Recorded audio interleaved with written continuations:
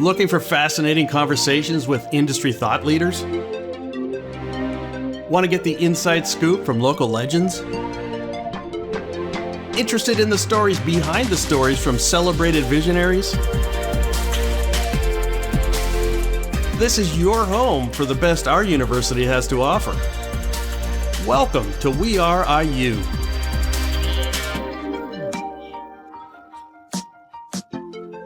Hello there, I'm Galen Clavio and happy to be hosting another episode of We Are IU. And I'm here with our guest today, Connor Hitchcock from Homefield Apparel. Connor, it's great to have this time to sit down and talk with you here in the Homefield at Track store on Kirkwood. Yeah, Galen, great to see you as always, as now seems like once a week for some IU-related thing, typically football, but happy to be here in the store. It's been a fun month since we launched, so excited to have you here.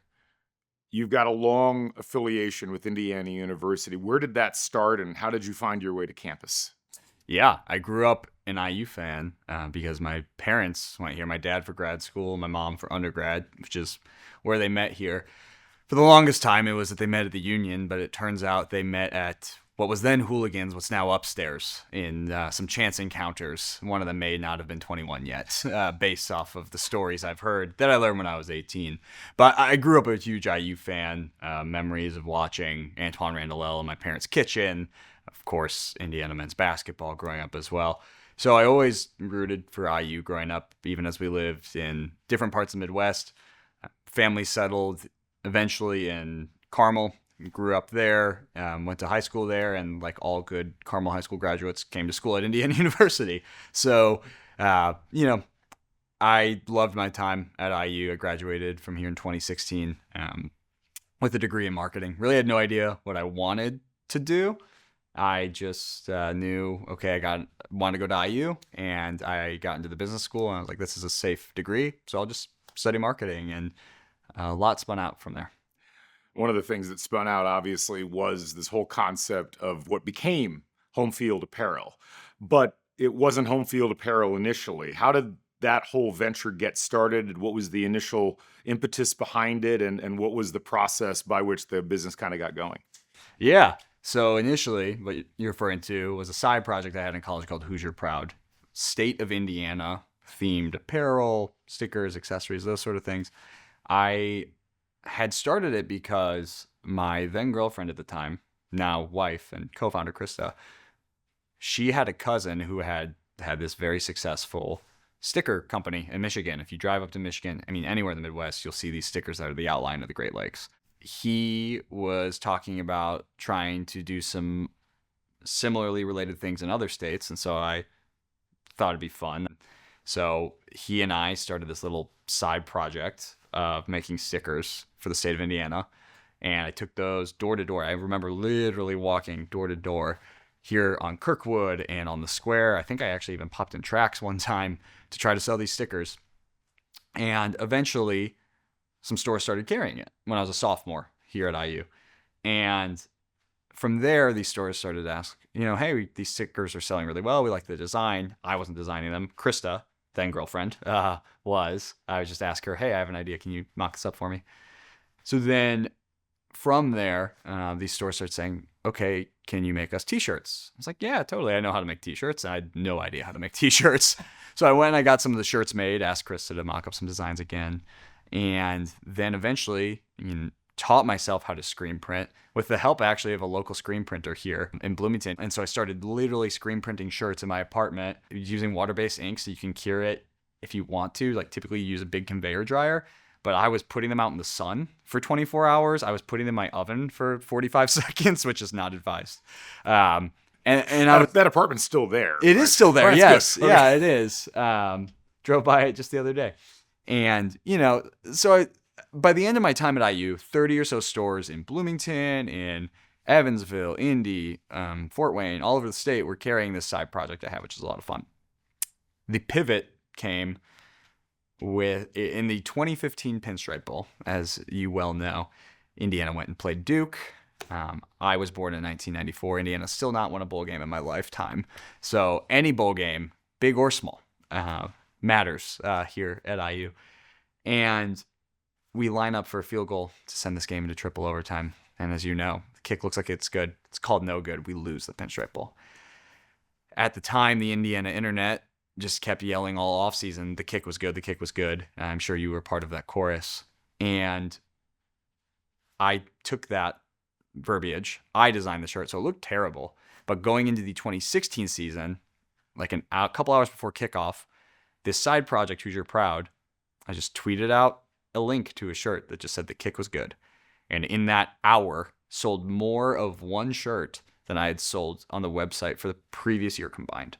And again, look, it was a small side project, but what it gave was validation to the idea of taking what we now call at Homefield thoughtful ideas, collegiate apparel, things that matter, not just name across the chest, to a fan base and shows that you're part of experience, and putting it on comfortable garments, fashionable looking garments. Again, this design stunk, but still the garment was nice, right?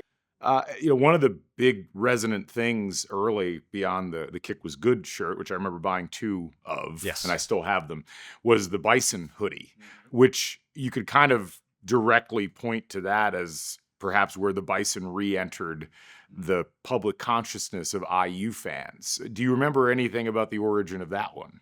So I remember in wanting to have apparel that spoke to my experience as an IU fan that felt different. I remember lamenting that it all looked the same because we didn't really have a mascot. And the more I was digging into the history of IU, which is what our designers do for every school, is, talking to key stakeholders, getting feedback from the school, archive deep dives, all of that, I remember stumbling upon this Bison mascot. And this is in 2017, IU licensing, I said, hey, can we put this on a shirt? I haven't seen it before. And they said, yeah, sure, you can do that. And so, to my knowledge, we were the first brand to print that Bison, an officially licensed piece of merchandise, in decades. But that piece speaks of a larger scale of what we try to do with Homefield, is finding items or designs or pieces of history like that matter to a fan base, that feel like our hope when you go and buy something for Homefield, whether it's IU or other schools, is that when you pick something up, you think, oh, somebody must work at Homefield that went to my school. Where did your interest in that come from? Because normally what you see in the apparel space, it feels like, is new designs, new sorts of things that make you feel like you're representing your fandom. But you've hit all of these retro designs for all of these schools. It seems like almost like a labor of love a lot of times to find the most obscure things. Where did that come from in you and Krista and trying to figure these things out? And what kind of response do you get from people when they're finding them for the first time? Our love for it comes from a love of the college experience and college sports. It's really different than pro sports fandom. And I think the reason is the community aspect of it. Our best-selling shirt last year after the Bison was our Signetti shirt, right? Very current. But it speaks to that experience that the current students are having, the current fans are having, right? So for us, it felt important that college isn't just, I live in this town, so I'm cheering for this team, but there's this communal aspect that feels like my dad can have a shirt representing the years he was here, which was the late 80s. Good time to have been here, right? And then his mom in the 50s, right? And so we have a shirt from, a blue IU shirt from the 58 season, right? So all these items, it's so much more personal, and that's what we really tried to capture with collegiate. It's just a different experience than a pro sports team. You and I first connected over football. You making all of these great designs, many of which captured football. It almost felt like for the first time again. The oval helmet logo, which was verboten for a long time in IU circles, you guys brought that back. You mentioned the Dickens era shirt, that light blue, which has its own fascinating backstory. What was it? You were born in 1994, as you said. I was born in 79, so I at least got to remember the Mallory era and some of those great times. Being born in 94, what was it that drew you to IU football fandom? Because as we know, that's been a lonely corner more often than not. It sure has. The first piece was Antoine Randall. It felt like you were watching a video game happen in front of your eyes. The things he would do as a quarterback or wide receiver or a player for Bob Knight or a baseball player, right? The things he would do just didn't feel real, and it felt fantastical. And as a 5, 6, 7-year-old, that just caught my attention right away. And the reason I love this, there's obviously mixed feelings on the oval logo. But for me, it captures this point in time, which was I'm falling in love with the sport of college football, and there's this unbelievable player on my team. And so that was what really gripped me at first. And then, so I always had this love of IU football, even though Randall had never made a bowl game, even though they're the losingest program of all time, all these things we all know. And then when I went to college, there were some really fun teams. When I was in college, I was there during the peak Kevin Wilson chaos team era, where we were the best 5-7 football team you've ever seen. Felt like a little subversive, but really fun because there was so much potential, as we've seen now. It felt like kind of an exclusive club for a while. Right. It doesn't feel that way anymore, but that's great. Yeah. And that's, I know my own emotions after the season that they had last year, the season they're having this year. As someone who's at the epicenter of college football fandom, to watch Indiana football be the central point of conversation, not just last year, but the last 4 days before we're recording this, it almost feels like you're in an alternate reality. It really does. It's really strange to see Indiana football be the focal point. I mean, it is right now, our quarterback is arguably leading the race for the Heisman Trophy. National media can't shut up about Kurt Signetti, whether they love him or they're trying to antagonize him.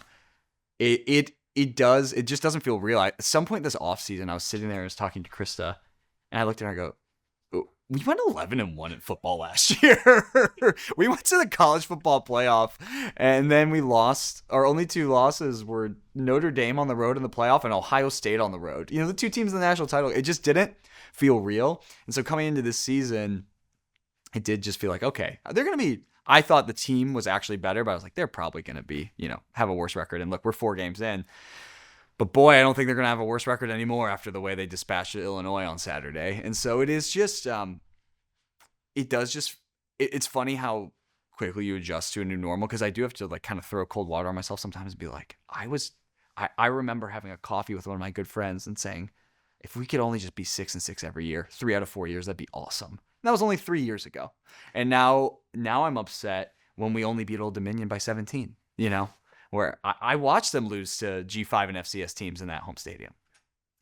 We're surrounded by apparel that you and your company have designed and produced on a iconic storefront on Kirkwood Avenue. That's a big leap for your business, and it looks like very well received. I see people in here all the time. My office is just down the street. What's it feel like for you as someone who was here at IU as a student to be right in the heart of the commercial district, essentially, that students and alumni are back here on a regular basis in? Yeah, I don't have any great adjectives other than it's pretty cool. We see a lot of different college campuses in our job. We travel as a product. Try to make it to 6 to 8 every fall. Different ones to just try to understand that experience so we can make product that meets that experience.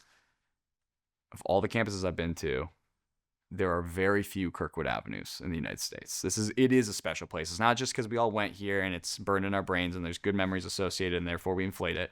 It is the campus here in Bloomington and then Kirkwood is in a top tier of campuses and student experiences and town experiences. And so, one, that's special to me from just a big view. It's cool to be stepping into what has already been here, and not making it something that's us. It's us partnering with what's been here for decades. Well, it was here when my parents were here. You guys had a pop-up store outside the stadium before that Illinois game last weekend. You got IU fans going on their way to the tailgate fields, which are right next door, but walking through and buying things. I mean, how surreal is that, having been that student walking through those tailgate lots? And in your case, I'm guessing getting to the stadium, but being with many people who didn't, to now be a fixture within the landscape of IU athletics. Yeah, it's pretty humbling. When I was in college, putting shirts in a oven and then laying them out over all my couches, I'd be lying to say if I ever expected Homefield to be this ingrained in the experience, that we're part of the tailgate lots, that we have our own pop-up inside the stadium, Memorial Stadium too. It's humbling in many ways, and I'm very, very grateful to IU for how much they have supported us in this. Because it's not just, we have a great retail partner in Legends who made that possible in the tailgate fields, but it was IU as a university really throwing their support behind us. So it sometimes, it can be a job, and it can just, you just adjust to what the job is, similar to, like, I've just adjusted now to Indiana being a wagon in football. But there are some moments when I'm sitting there this past Saturday for Illinois, and like you said, the tailgate fields were hopping, as they always are, but that we are just now a part of that experience, integrated into the tailgate fields, integrated on Kirkwood here.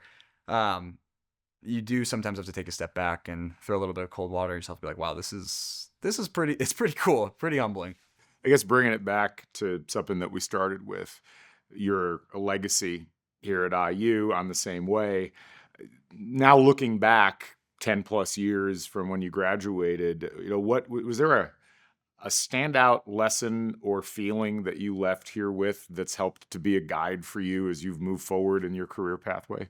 I was reflecting on this the other day because I was talking to someone from CLC, the Collegiate Licensing Company.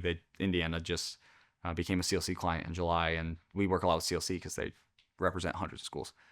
And this guy at CLC kept saying, like, everybody at Indiana was just, like, so nice. He must have said it like 10 times. And for me, when I was a student at IU, it's a massive school, obviously. It's the largest living alumni base. And so you feel like there's a potential to get lost in the cracks. I had 3 or 4 different professors, though, who really took an interest in what I was doing and made themselves very available to me and supported me. And still, I talk to one of them all the time. I just trading emails with them 2 days ago. And so for me, it was seeing how those people helped me when I had nothing to give them. I was of no benefit to them other than I was a student and they wanted to help me. That, more than any of the other lessons, I have tried to carry forward with Homefield. I have a 2-hour block on my calendar every other week that is meant for, basically, if a college kid reaches out, I'm going to, especially if they went to IU, but I will make sure I have time that I'm not just saying I'm too busy right now. I make sure that I can schedule time with that person to talk with them, despite all the stuff we have going on, because so many people did that for me. And so that's one small piece of the IU legacy that I gleaned when I was a student, and hopefully can help perpetuate. Well, Connor, I think the entire IU community is proud of both of what you've done, what Krista's done, this entire experience. You've really ingrained yourself in the IU culture, and I'm appreciative of it. It's been great to watch it grow over the course of the last decade. So congratulations and thank you. Thank you, Galen. You are a massive part of the IU experience and big part of our story, getting into the IU football fandom. So appreciate you sitting down with me today. Absolutely. Connor Hitchcock from Homefield Apparel. I'm Galen Clavio. Thanks for watching another episode of We Are IU. Thanks for joining us for another episode of We Are IU, your home for fascinating conversations with thought leaders, legends, and visionaries from the university we know and love. New episodes available monthly at myiu.org.